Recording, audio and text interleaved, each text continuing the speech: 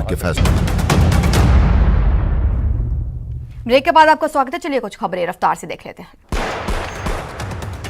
PM Modi के नेतृत्व में कोरोना संकट को लेकर मंत्रिपरिषद के साथ बैठक जारी। इस मीटिंग में महामारी पर मंथन किया जा रहा है।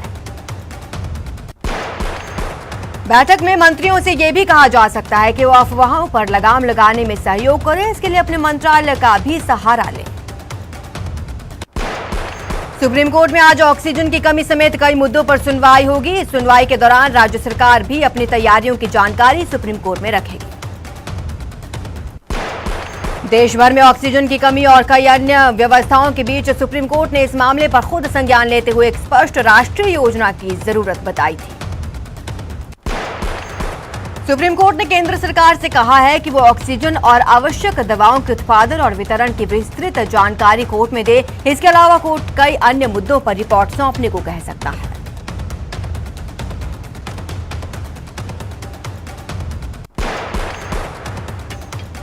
पूर्व अटॉर्नी जनरल सोराबजी का निधन हो गया। सोराबजी पहले 1989 से 1990 तक अटॉर्नी जनरल रहे थे। इसके बाद उन्होंने साल 1998 से 2004 तक ये जिम्मेदारी निभाई थी।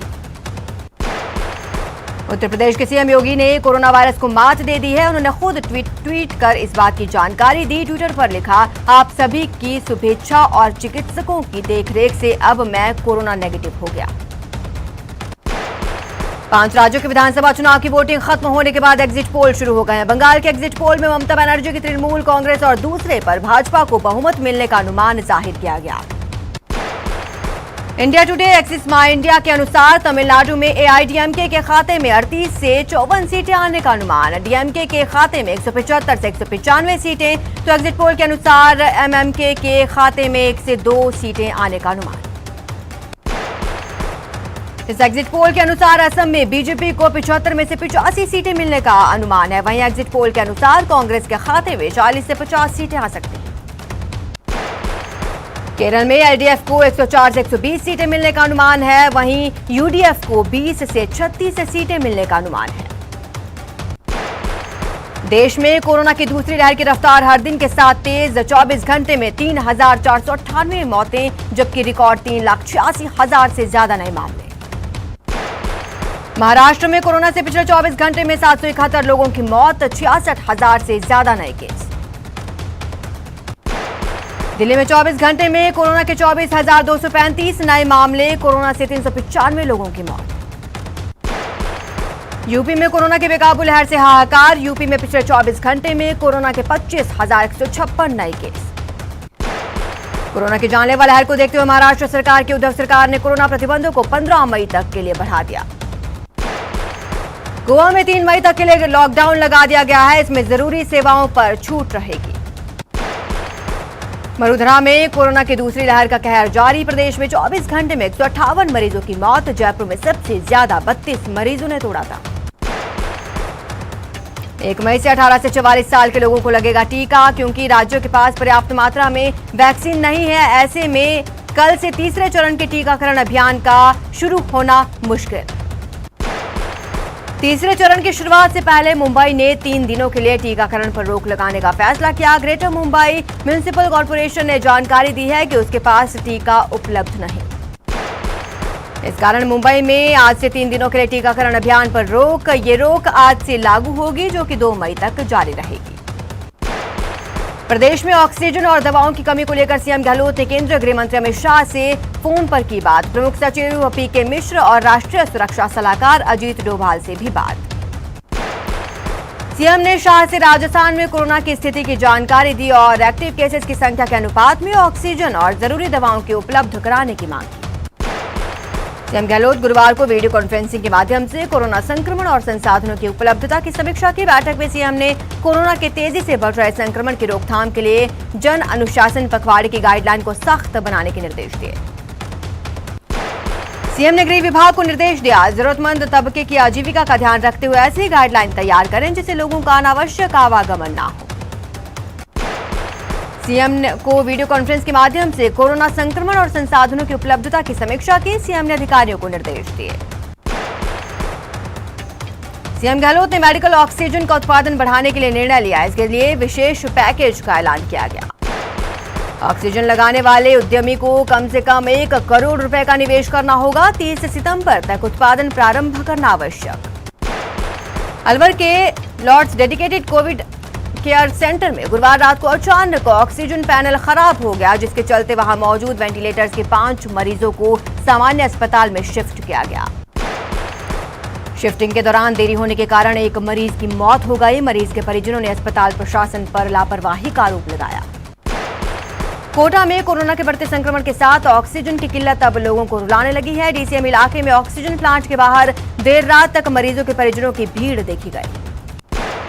लंबे इंतजार के बाद भी ऑक्सीजन सिलेंडर उपलब्ध नहीं होने से कई बार परिजन रोने बिलखने लग जाते हैं। गौरतलब है, कोटा में करीब 350 से ज्यादा कोरोना मरीज घर पर ही इलाज करवा रहे हैं। ये परिजन प्लांट से खुद ही ऑक्सीजन सिलेंडर भरवा कर ले जा रहे हैं। ऑक्सीजन की संजीवनी दे रहे हैं। एक एक सिलेंडर भरवाने के लिए औपचारिकता पूरी करने में घंटों लग रहे हैं।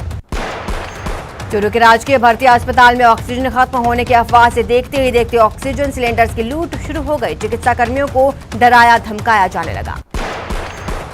अस्पताल में करीब 1 घंटे तक अराजकता का माहौल रहा। परिजन करीब 65 ऑक्सीजन सिलेंडर्स को जबरन उठाकर ले गए।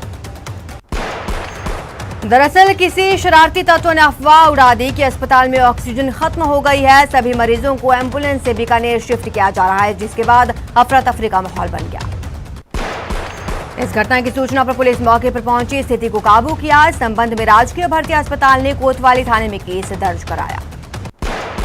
उदयपुर में कोरोना संक्रमण से मरने वालों के अंतिम संस्कार के लिए भी दलाल सक्रिय है। शवदाह में मृतक के परिजनों से संक्रमित बॉडी को गाड़ी से उतारकर सिर्फ चिता पर रखने के लिए 15,000 रुपए वसूले जा रहे हैं।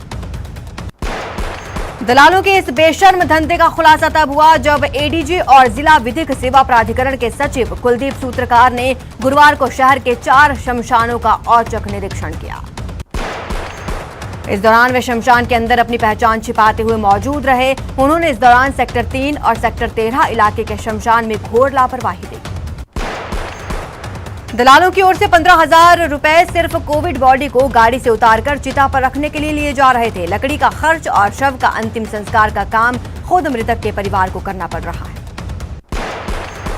वन एवं पर्यावरण मंत्री सुखराम बिश्नोई ने सांचौर के राजकीय अस्पताल में कोरोना को लेकर अहम बैठक ली। इस मौके पर उन्होंने ऑक्सीजन और रेमडेसिविर इंजेक्शन को लेकर दिशा निर्देश दिए।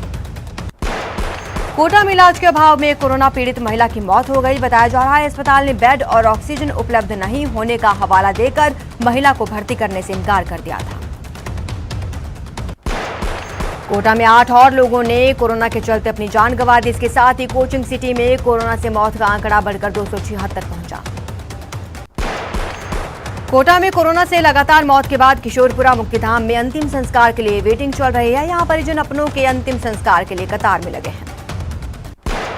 दौसा के जिला अस्पताल में कोरोना वैक्सीनेशन के तीसरे चरण की तैयारियां शुरू कर दी गई हैं। हालांकि तीसरे चरण में 18 से ज्यादा उम्र के लोगों को वैक्सीन कब लगेगी, अभी तारीख तय नहीं।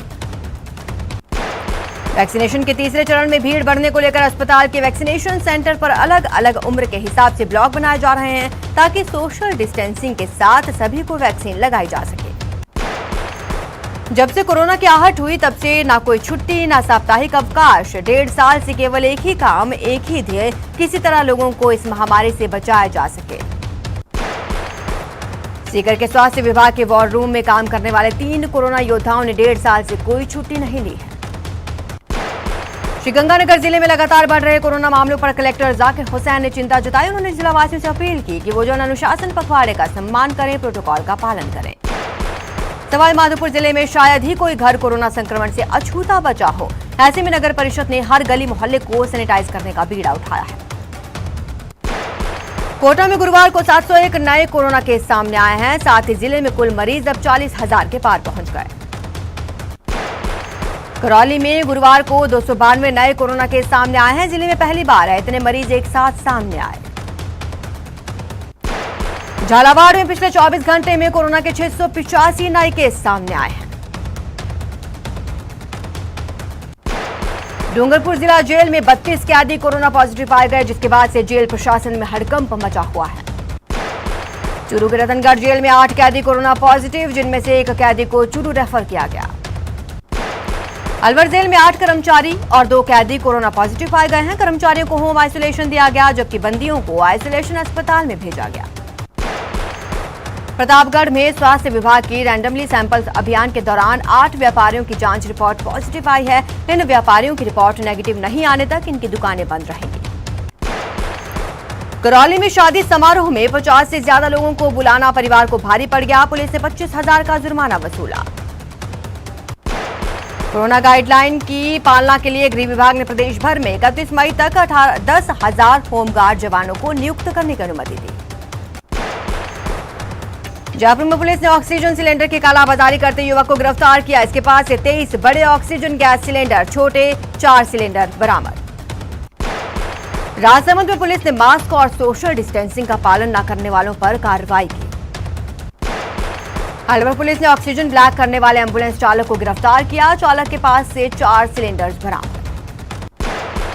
करौली में मैरिज हॉल में कार्रवाई करने गई नगर परिषद की टीम के साथ मारपीट का मामला सामने आया, जिसके बाद नगर परिषद ने मैरिज हॉल को 7 दिन के लिए सीज किया। दौसा के गांव में शादी समारोह में दावत की सूचना पाकर मौके पर पहुंचे प्रशासन की टीम ने कार्यक्रम को रुकवाया, समझाइश की। दौसा में जन अनुशासन पखवाड़े का उल्लंघन करना दुकानदारों को महंगा पड़ गया। एसडीएम ने 7 दुकानों को सीज किया। बांसवाड़ा में बाजारों में भीड़ बढ़ाने वालों पर पुलिस ने एक्शन लिया, साथ ही कई व्यापारियों को गिरफ्तार किया। चूरू जिला अस्पताल में ऑक्सीजन खत्म होने की अफवाह पर मरीज के परिजनों ने सिलेंडर्स की लूट शुरू कर दी। करीब 65 ऑक्सीजन सिलेंडर्स की लूट। फिलहाल इतना ही। आप बने रहे हमारे साथ और देखते रहिए न्यूज़ 18 राजस्थान।